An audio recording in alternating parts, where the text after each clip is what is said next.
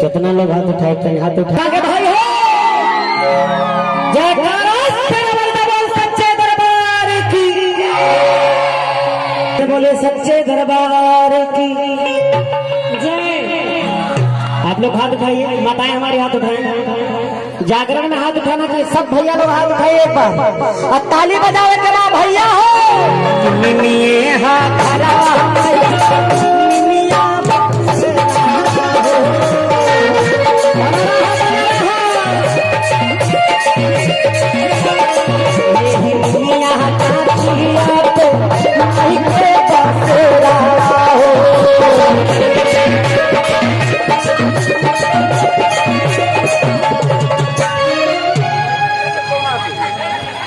कमलेश सेवी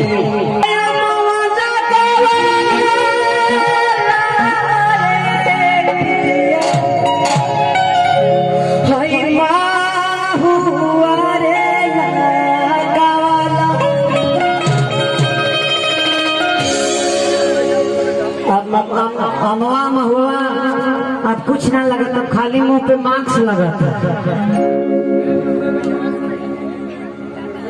आरती आ गई है हमारे बीच में। चांदनी गोरखपुर से आई, बहुत ही खूबसूरत अदाकार है। कई फिल्मों में आप यूट्यूब पे डालेंगे तो पवन सिंह खेसारी से लेकर सबके मंच को बहुत ही अच्छी नृत्यांगना।